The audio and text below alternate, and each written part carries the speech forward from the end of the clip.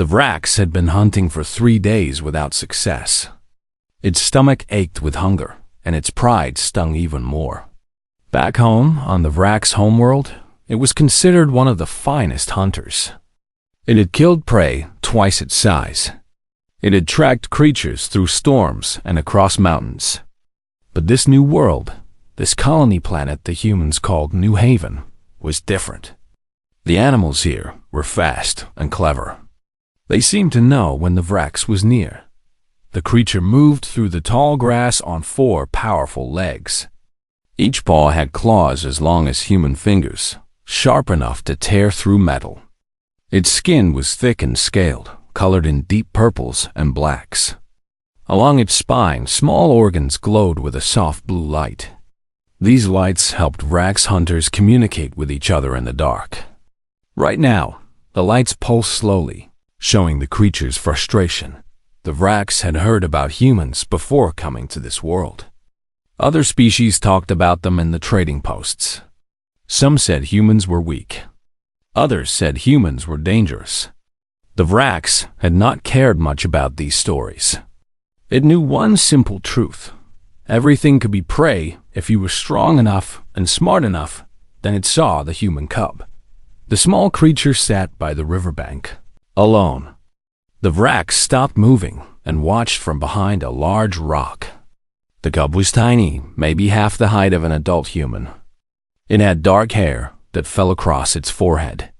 Its skin was pale and soft, with no scales or fur for protection. The cub wore simple blue clothing that would not stop even the smallest bite. The human cub was collecting stones from the shallow water. It would pick up a stone, look at it carefully, then either put it in a small bag or throw it back into the river. Sometimes the cub made small sounds, like singing. The Vrax did not understand the words, but the tone was happy and peaceful. The predator's instincts came alive like fire in its blood. This was perfect. An easy kill. A young creature, separated from its pack, completely unaware of danger. The Vrax had seen this pattern 1,000 times across a dozen worlds. When prey was young and alone, it meant the pack had abandoned it. Weak cubs were left behind. This was the way of nature. The Vrax lowered its body close to the ground. It began to move forward, slowly and carefully. The tall grass hid its approach. The wind was blowing from the cub toward the Vrax, which meant the human would not smell the predator coming. Every few steps, the Vrax paused to watch and listen. The cub continued playing with stones, singing its small song 30 meters away. 20 meters. 15 meters. The Vrax's muscles tensed, ready to spring forward. Its jaw opened slightly, showing rows of sharp teeth. In its mind, the hunt was already over. One quick rush, one bite, and the hunger would end. The human cub was small enough that the Vrax could carry it away easily. No fight, no struggle. Just simple clean predation. 10 meters. The Vrax prepared to jump. Its back legs coiled like springs. Its claws dug into the soft earth. The human cub bent down to pick up another stone. Completely helpless. Then everything changed. A voice shouted from the direction of the human settlement. It was loud and sharp, cutting through the peaceful air like a blade. The Vrax froze, surprised by the sudden noise. A larger human appeared, running fast toward the riverbank. This one was taller than the cub, but not yet full-grown. It had long, dark hair tied back and wore dark clothing. In one hand, it carried a small device that began making a high-pitched wailing sound. The older human did not run away. It ran toward the danger. The Vrax watched, confused, as the older human placed itself directly between the predator and the cub. The young one spread its arms wide, making itself look bigger. It shouted again, this time directly at the Vrax, and the sound was not fear. It was challenge. Minho, get behind me, now. The older human screamed. The small cub, Minho, looked up with wide eyes. For a moment, the child seemed confused. Then, understanding crossed its face. The cub dropped the stones and ran to hide behind the older human's legs. The Vrax rose from its hunting crouch, standing at its full height. It was still much larger than both humans combined. It could easily kill them both if it wanted. But something felt wrong. Prey did not act this way. Prey ran. Prey scattered in panic. Prey tried to save itself. This young human was protecting the cub instead of fleeing. This was pack behavior, but it was strange pack behavior. Usually, only the strongest pack members defended the young. This human was barely more than a cub itself. The wailing device grew louder. The older human kept shouting, making noise, refusing to move. The Vrax took one step forward, testing. Would the human run now? The human did not run. Instead, it picked up a large stick from the ground and held it like a weapon. The stick would not hurt the Vrax, but the gesture was clear. This human would fight. More voices came from the settlement. The Vrax could see movement in the distance. More humans were coming, and they were coming fast. Within seconds, 4 adult humans arrived at the riverbank. They did not arrive scattered and panicked. They arrived together, in a line, moving as one unit. The Vrax recognized this pattern. It had seen pack hunters move this way before, but never prey animals. The adult humans positioned themselves in a wall between the Vrax and the 2 young ones. One of the adults stepped forward slightly. This one was tall and broad-shouldered, with short dark hair and calm eyes. It held a farming tool in one hand, but held it low, not threatening yet. "Anna, take Minho back to the settlement," the adult said in a steady voice. The Vrax understood the tone, if not all the words. This was a leader. The older young human, Hannah, hesitated. She did not want to leave. But when the adult looked at her with firm eyes, she obeyed. She took Minho's hand and began walking backward toward the settlement.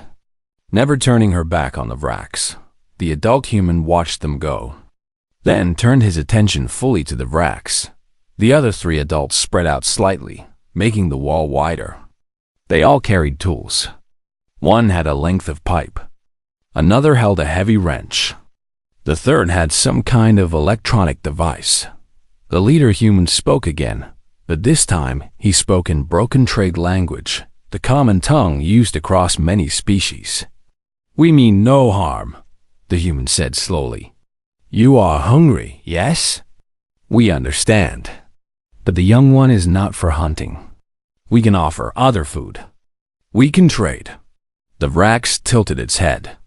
Trade? With prey? This made no sense. "Leave now in peace," the human continued. "Or we defend. We do not want to fight. But we will." The Vrax looked at the 4 humans. It calculated. It was bigger and stronger than any single human. But there were 4 of them. They stood together. They were calm, not panicked. They had tools. If the Vrax attacked, it might kill 1 or 2, but the others would hurt it badly. Maybe kill it. And for what? A small cub that other humans were already protecting? The Vrax made a decision. It took 1 step backward, then another. It did not flee in panic. It retreated with dignity, keeping its eyes on the humans. The humans did not chase. They maintained their wall, watching, until the Vrax moved back into the tall grass and disappeared from sight. As the predator moved away, it thought about what had just happened. It had hunted across many worlds. It had killed many types of prey, but it had never encountered prey that defended each other like this. Prey that stood ground instead of running. Prey that offered to trade instead of fighting. These humans were not behaving like prey at all. The Vrax decided it needed to watch and learn more. Something about these creatures did not fit the natural order it understood, and that made them either very stupid or very dangerous. The predator suspected it was the second option. The Vrax did not leave the area. Instead, it found a hiding spot on a rocky hillside about 2 kilometers from the human settlement. From this position, it could watch the humans without being seen. The predator was patient. Hunting required patience, and now the Vrax was hunting for something different than food. It was hunting for understanding. For 2 weeks, the Vrax observed. On the first day, it watched a human named Taiyang, the leader who had spoken in trade language. Taiyang did not act like a dominant pack leader from other species. He did not fight others for status. He did not take the best food for himself. Instead, he worked alongside the other adults, building something with metal and wood near the edge of the settlement dot. When the midday meal came, Taiyang sat with the others in a circle. Everyone ate the same food.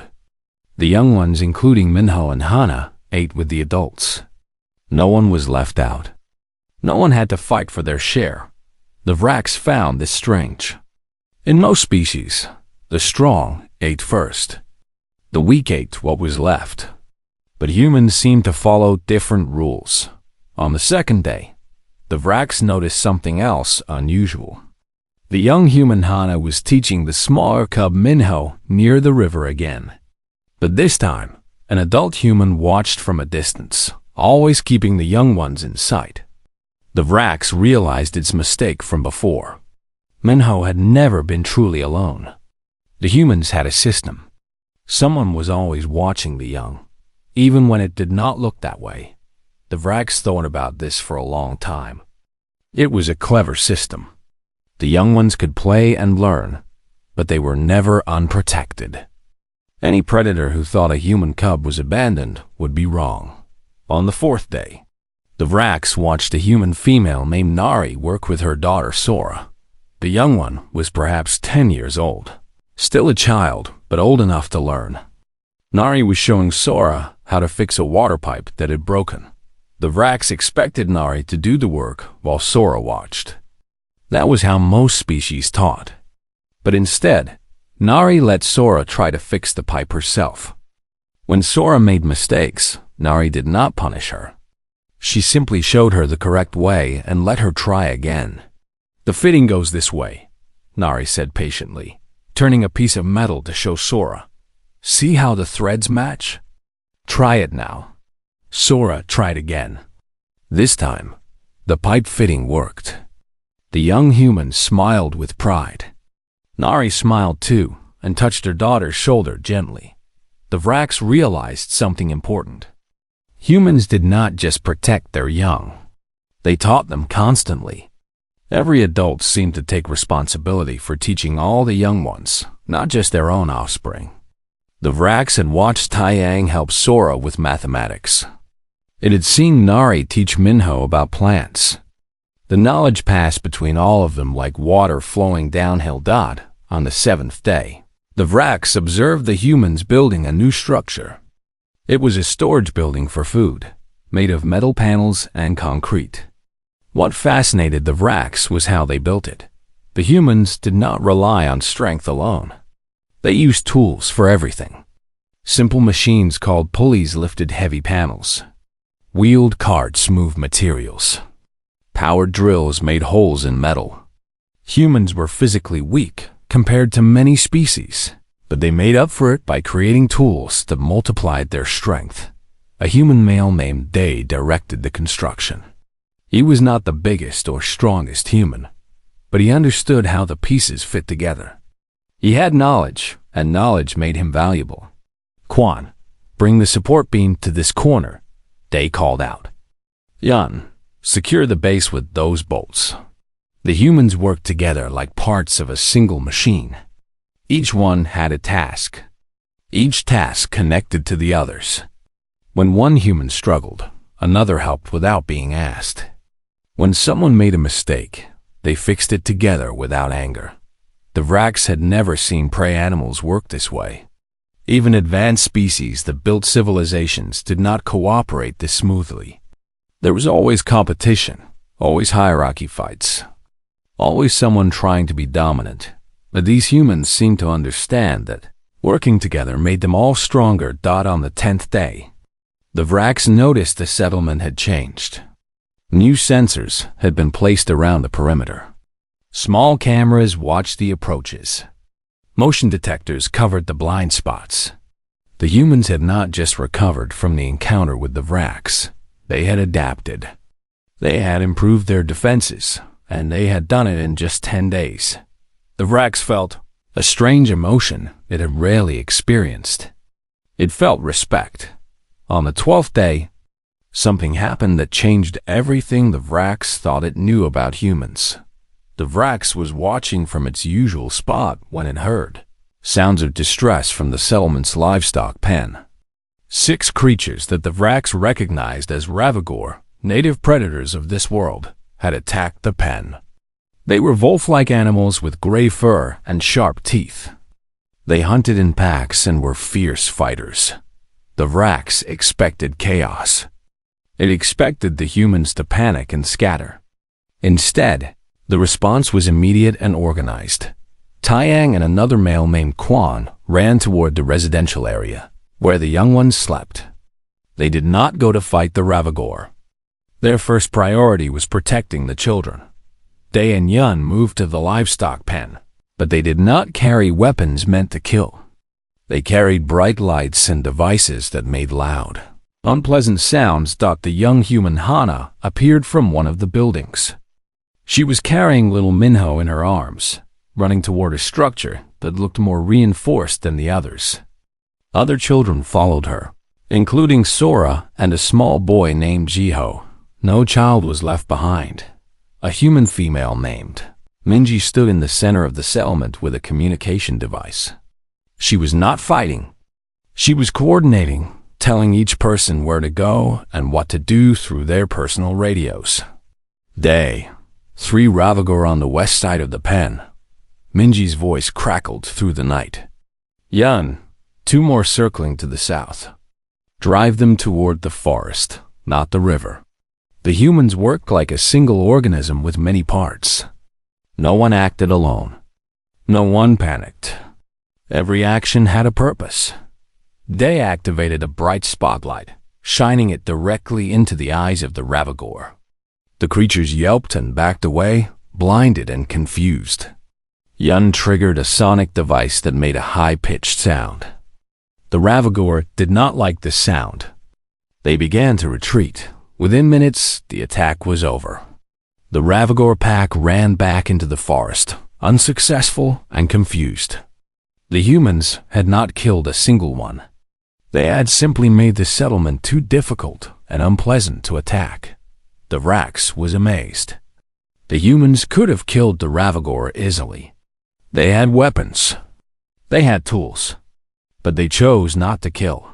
They chose to drive the predators away with minimal harm. Why? Why show mercy to creatures trying to eat their livestock?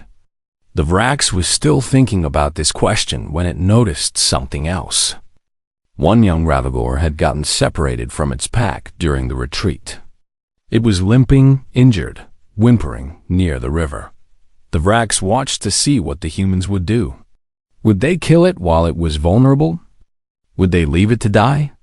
Instead, Taiyang approached the injured Ravagore carefully. He kept distance, respecting that it was still a dangerous predator despite being young. He held a medical kit in one hand. Minho was with him, as was Hana. The small human child watched as his father slowly moved closer to the Ravagore cub. See, Minho, Taiyang said softly. It is scared and hurt, like you would be if you were lost and injured. We can help it without getting hurt ourselves.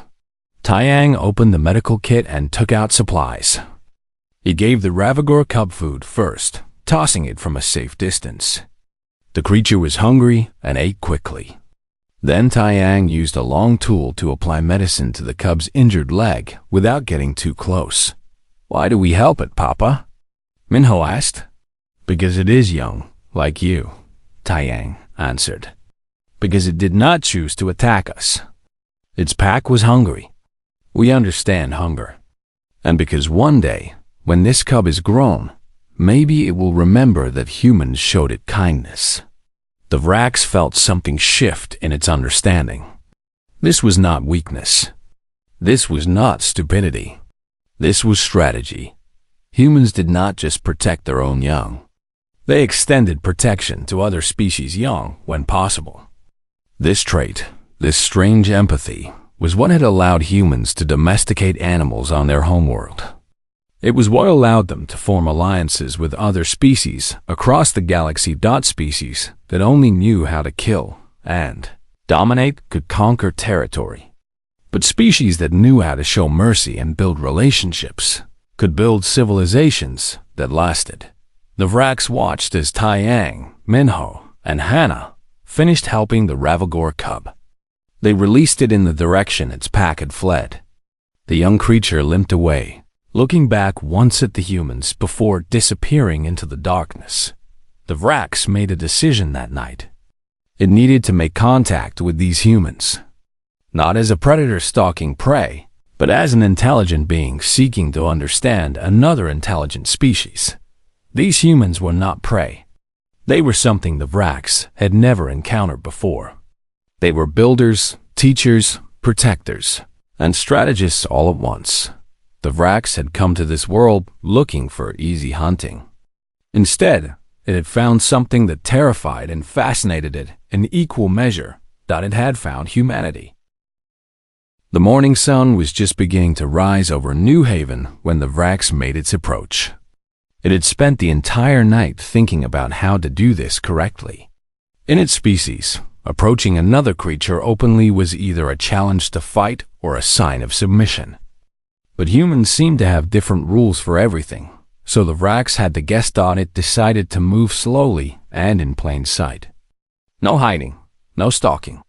It walked out of the forest and onto the open ground between the trees and the settlement. Its bioluminescent markings along its spine pulsed in a slow, steady pattern that meant calm among its own kind. The Vrax hoped humans might understand peaceful intent. The settlement's sensors detected the Vrax immediately. Alarms did not sound this time, but the Vrax could see humans moving into position. They had learned. They were ready. Taiyang emerged from the main building, along with Nari Day and the female coordinator Minji.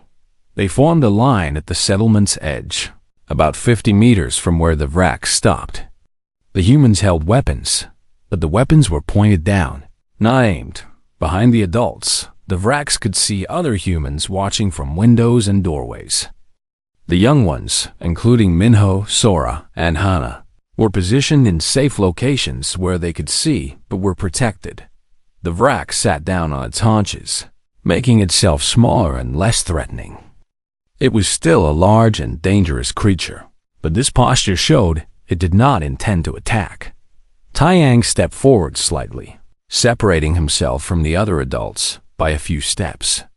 His face was calm, but his body language showed readiness. He could move quickly if needed. "You came back," Taiyang said in trade language. His pronunciation was rough but understandable. Why? The Vrax had practiced what it wanted to say. Trade language was not its native tongue, and its vocal structure made some sounds difficult. But it could communicate basic ideas. "To understand," the Vrax said, its voice deep and rumbling.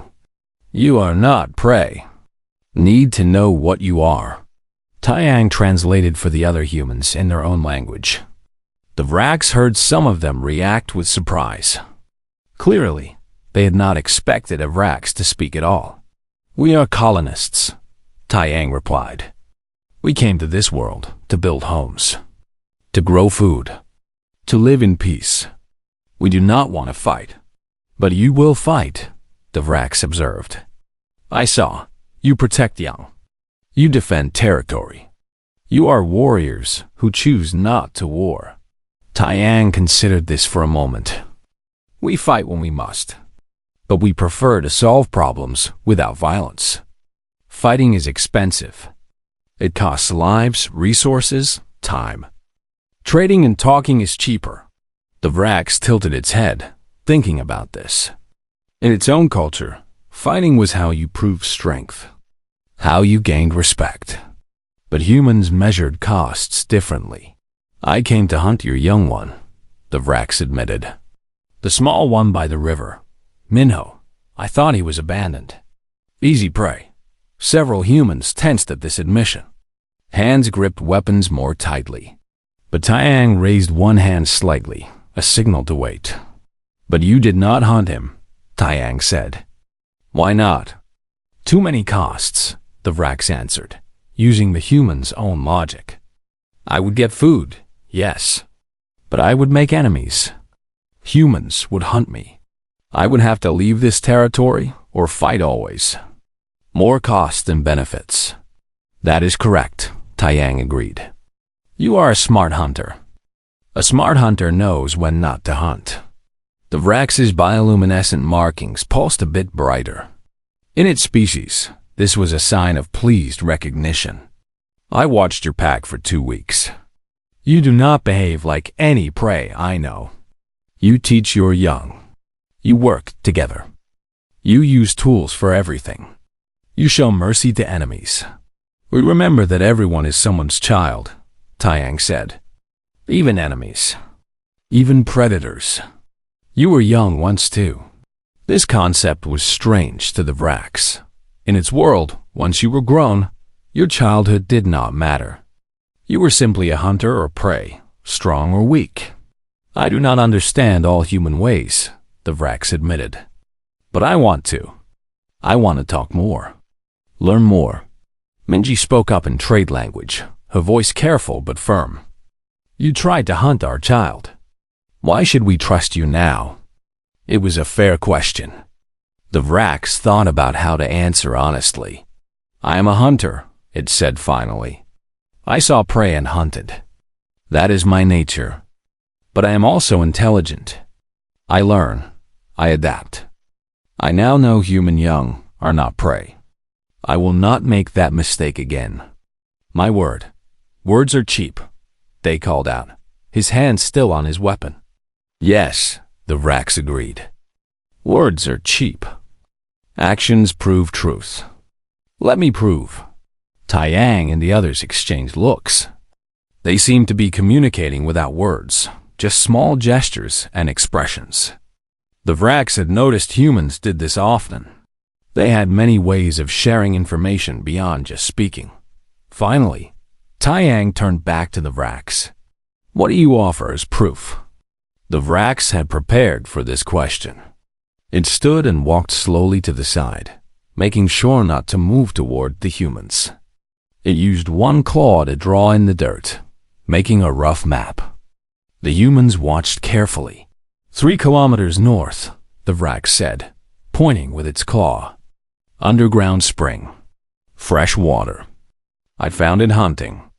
Your settlement could use. I give this knowledge freely."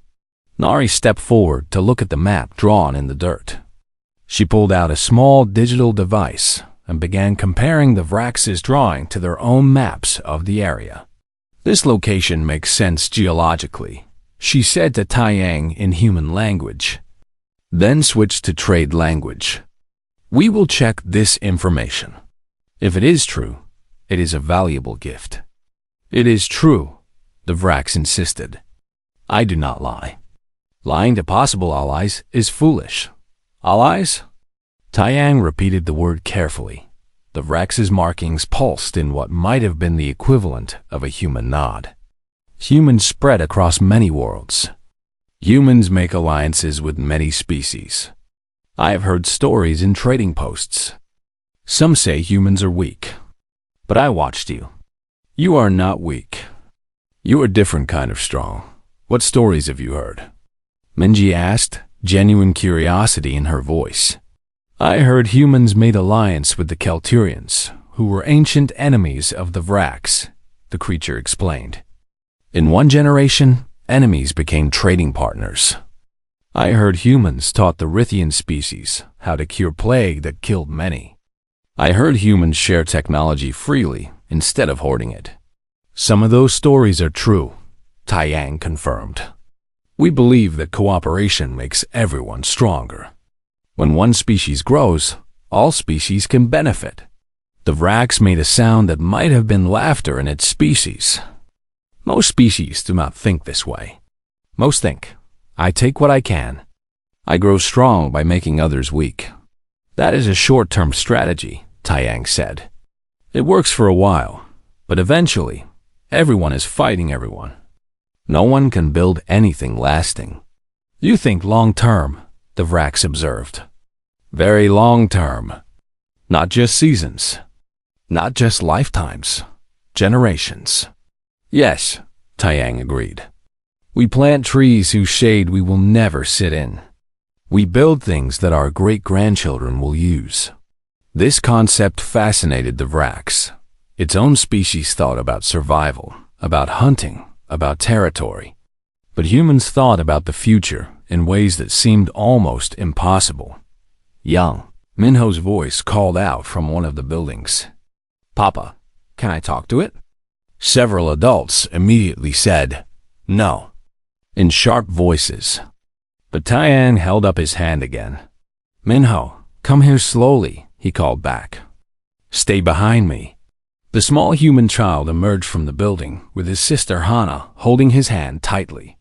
They walked to where Taiyang stood, and Minho hid slightly behind his father's leg, peeking out at the Vrax.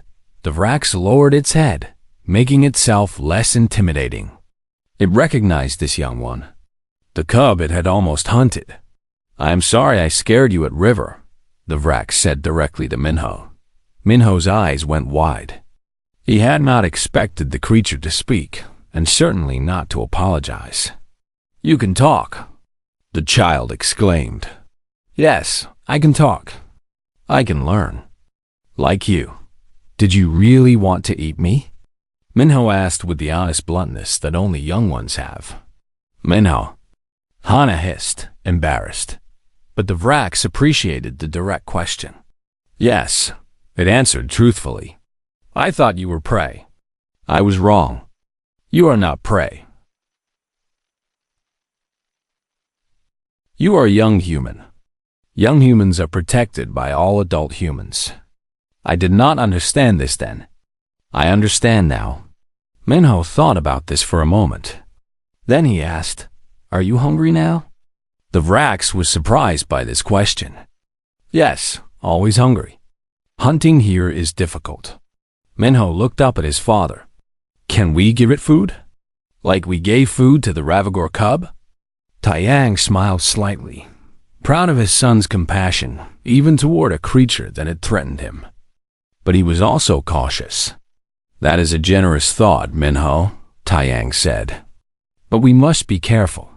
We do not know if we can trust this hunter yet. It said sorry, Minho pointed out. And it gave us the water place.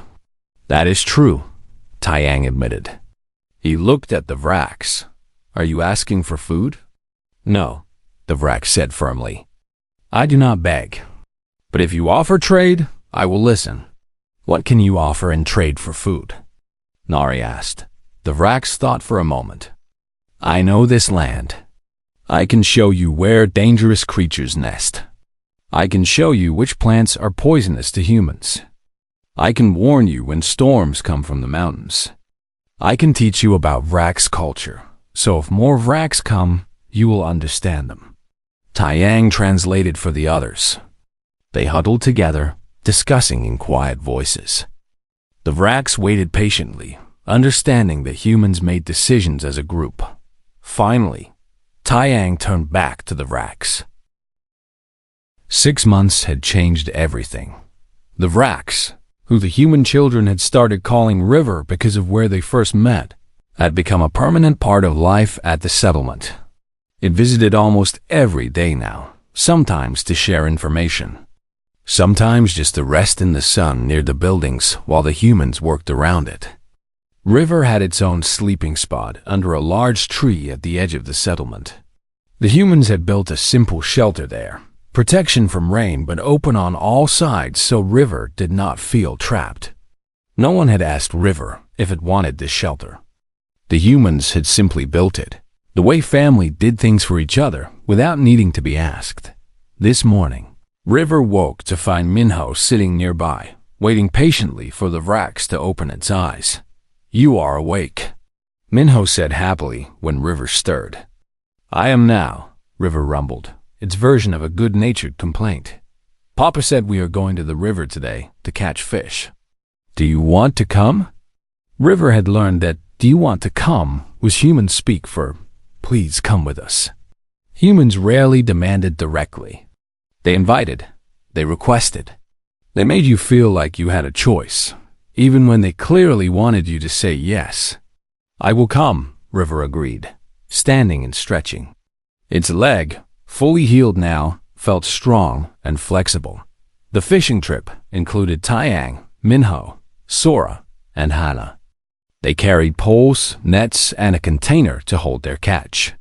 River walked alongside them, moving slowly to match the human's shorter-paced thought at the river. River watched as Taiyang taught the young ones how to cast fishing lines into the water. The Vrax could catch fish much faster by simply jumping into the water and grabbing them with its claws, but it understood this was not the point. The point was teaching. The point was spending time together. "River, can you teach me to hunt like a Vrax?" Sora asked suddenly. River's markings pulsed with surprise. "Why would you want to hunt like a Vrax? You are human. You have your own ways." "I want to understand," Sora explained. "You learned about humans. I want to learn about Vrax." River thought about this. Hunting is not just about catching food. It is about patience, observation, understanding your prey. I can teach you to see the world the way a hunter sees it. For the next hour, River taught Sora and the other young humans how to read tracks in the mud, how to identify which way the wind was blowing, how to move quietly through grass and brush. The children were not very good at it, their human bodies too loud and clumsy. But they tried hard and learned quickly. Taiyang watched with a small smile on his face. "You are good with children, River." "I never thought I would be," River admitted. "Vrax do not raise our young. We leave them to survive or die. But your way seems better. Young ones learn so much more when they are taught. Every species does what works for them," Taiyang said diplomatically. "No," River said firmly. "Some ways are better than others. I can admit this. The Vrax way leaves many young ones dead who could have lived and contributed. Your way builds knowledge across generations. Your way is more efficient. It is also more expensive," Taiyang pointed out. "Raising young requires time, energy, resources. Vrax save those resources for the adults." "Yes, but what do adults do with those resources?" River asked. "Hunt, eat, sleep, defend territory. We survive, but we do not grow. You humans use your resources to build, to create, to expand. In one human lifetime, you change your world. In 10 Vrax lifetimes, we change nothing." This was something River had been thinking about for months. The more it learned about humans, the more it saw the limitations of its own species. Taiyang was quiet for a moment, then said carefully, "You cannot change all Vrax, River. But you have changed yourself. That matters. Does it?" River's markings dimmed with what might have been sadness. "I am one Vrax. I will die someday, and the knowledge I have gained dies with me. I have no offspring to teach, no pack to share with." Minho, who had been listening while trying to catch fish, spoke up. "You can teach other Vrax, like you taught those trainee humans. Other Vrax do not visit this world," River said. "And if they did, they would not understand why I live near prey instead of hunting it." "Then we will help you teach them," Sora declared. "When other Vrax come, we will show them what you learned. We will be proof that Vrax and humans can be friends." River felt that strange warm feeling in its chest again. Hope. The humans had taught it to feel hope. Later that day, as they returned to the settlement with their catch, they found unexpected visitors. 3 Vrax stood at the settlement's edge. Their markings pulsed in patterns that showed confusion and suspicion. River stopped immediately, its own markings flashing in recognition. These were Vrax from nearby territories. River knew them by scent, though it had never been close to them before. The lead Vrax, larger than River and marked with scars from many fights, spoke in the Vrax language. We heard strange reports. They said a Vrax lived with prey animals. We did not believe. But it is true. River moved forward, positioning itself between the visiting Vrax and the humans. These are not prey. They are allies. Allies? The scarred Vrax laughed, a harsh barking sound. They are small and weak. They are meat with tools. You have gone soft, River. You bring shame to our kind. Taiyang placed a hand on Minho's shoulder, keeping the young one close. Sora and Hannah moved nearer to their father, but they did not run. They did not show panic. I have not gone soft, River said calmly.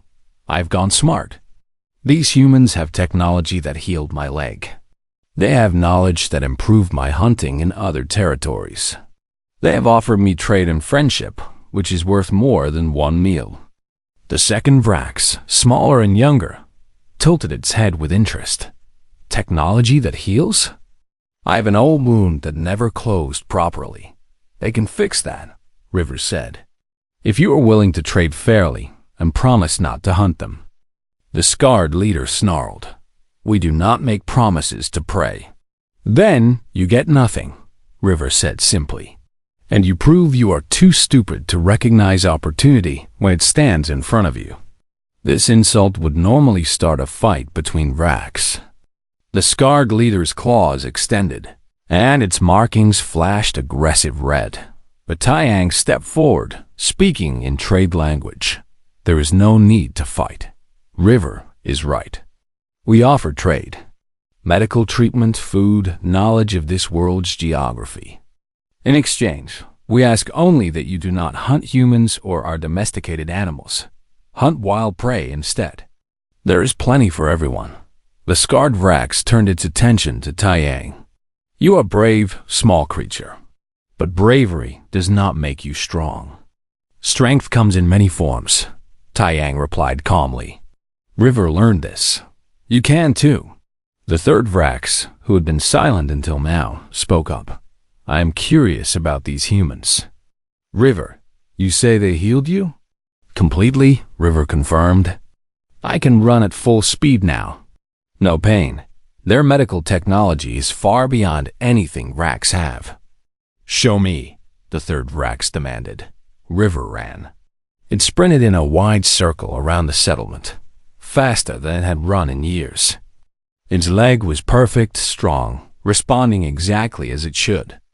When River returned, it was barely breathing hard. The three visiting Vrax watched with clear interest. Even the scarred leader seemed impressed.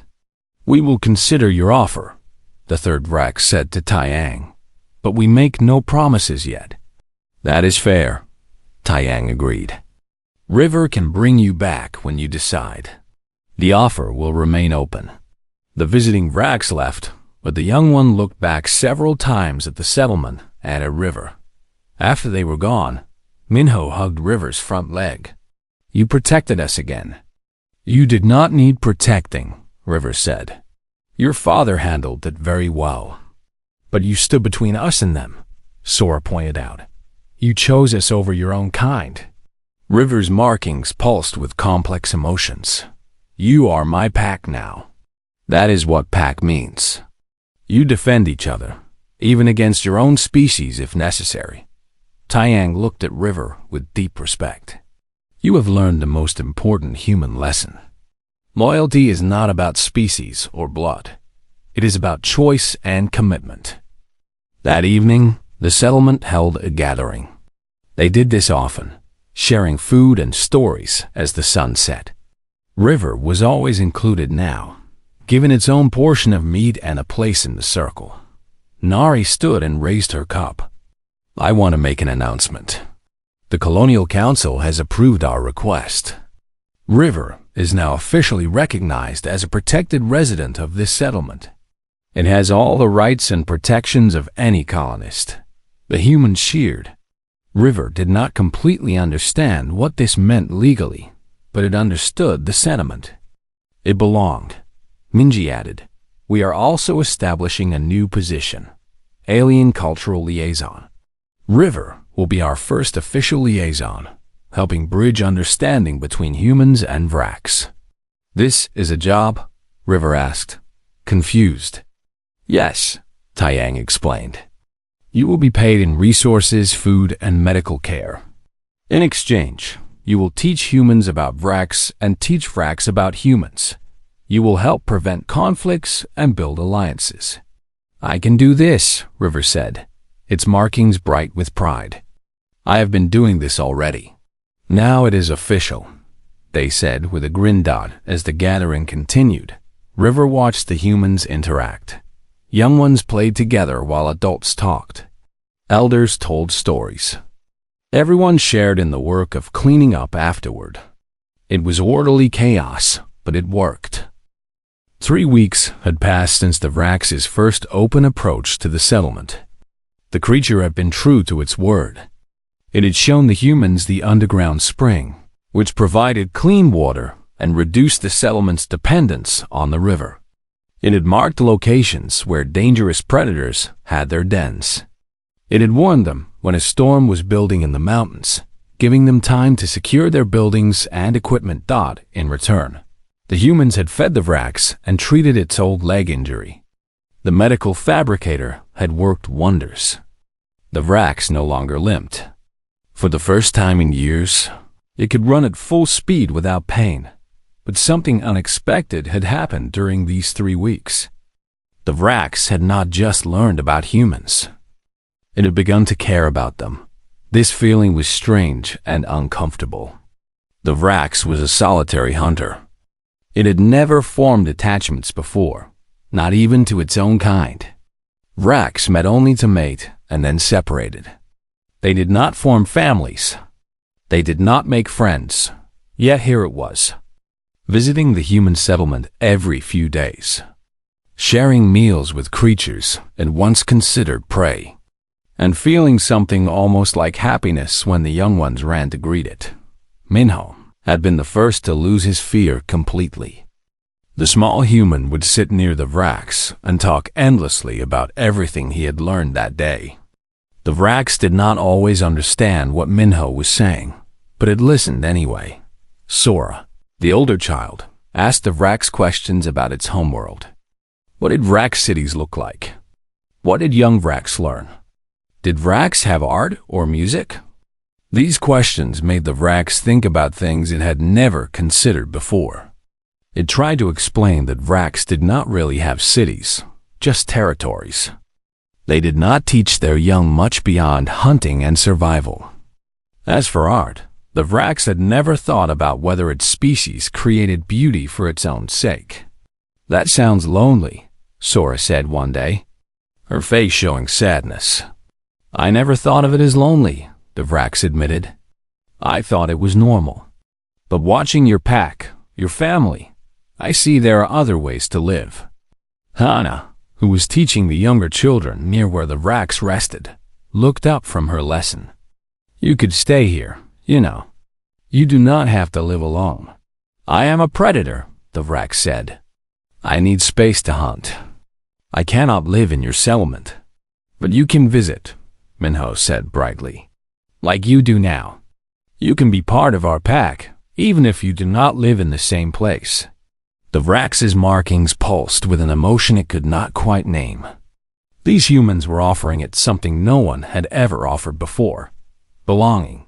One afternoon, Taiyang approached the Vrax with a request. "We need your help," the human said seriously. "Not as a trade, but as a friend. What do you need?" The Vrax asked immediately. "A group of young humans from another settlement is coming to visit," Taiyang explained. "They are training to be colonists from new worlds. Part of their training is learning about alien species and how to live peacefully with them.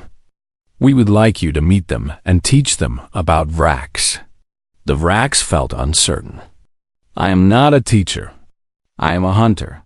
You taught our children about your species," Nari pointed out, joining the conversation. "Sora knows more about Vrax culture now than most humans in the galaxy. You are already a teacher.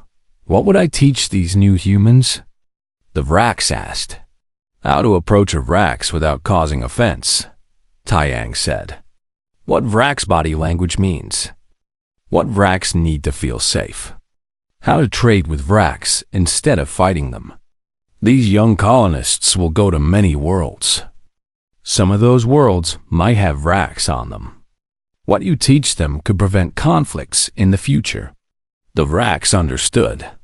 This was long-term thinking again. Teaching a few young humans now could save lives later, both human and Vraks. I will do this, the Vraks agreed. When do they come? Tomorrow, Taiyang said. The next day, 12 young adult humans arrived at the settlement.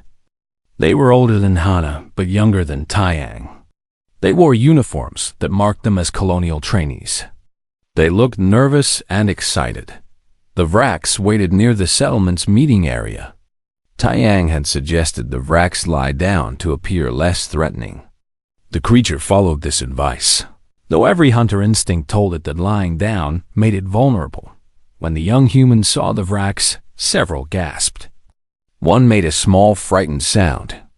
The Vraks' markings pulsed slowly, trying to signal calmness. Taiyang stood between the Vraks and the trainees. This is our friend, he said clearly. It has agreed to teach you about Vraks' culture and communication. Please listen carefully and be respectful. One trainee, braver than the others, stepped forward. It will not eat us? Only if you are very rude, the Vrak said, deliberately making its voice sound serious. Stopped the trainees froze in fear. Then the Vraks' markings pulsed in a pattern, and Minho, who was watching from nearby, started laughing. It made a joke. Minho called out. It does that sometimes. The tension broke. The trainees relaxed slightly, realizing the Vraks had a sense of humor. For the next 3 hours, the Vraks taught. It explained how Vraks greeting each other by showing their claws, which looked threatening to other species, but was actually a sign of respect. It demonstrated different patterns of bioluminescent pulses and what each meant. It described how Vraks preferred direct communication rather than the indirect politeness many species used. Do not fear a Vraks that faces you openly, the Vraks explained. Fear of Vraks that you do not see. If we show ourselves, we want to communicate. If we hide, we are hunting. What should we do if we meet a Vraks who wants to hunt us? One trainee asked nervously. Stand together, the Vraks said. Make noise. Make yourself appear large. Vraks are solitary hunters. We do not like to fight groups. If you run separately, we will chase. If you stand together, most Vraks will reconsider. Like what happened with Minho, Hana added from where she sat with the younger children. Yes, the Vraks agreed. That small human showed perfect anti-predator behavior. She made herself big. She made noise. She stayed between me and the younger cub. She signaled to her pack. I would have been foolish to continue the hunt. Another trainee asked, can Vraks and humans ever be real allies? Or will we always be predator and prey? The Vraks considered this question carefully. Before I came to this settlement, I would have said no. Predators and prey cannot be allies. But humans are not prey. Humans are something different. You use tools in cooperation to make yourselves equal to any predator. You show mercy when you could kill. You think about future generations, not just today's hunt. The Vraks paused, then continued. I think Vraks and humans can be allies. But Vraks must learn to see humans as equals, not as prey. This is hard for us. Our instincts are strong. But I have learned. Other Vraks can learn too.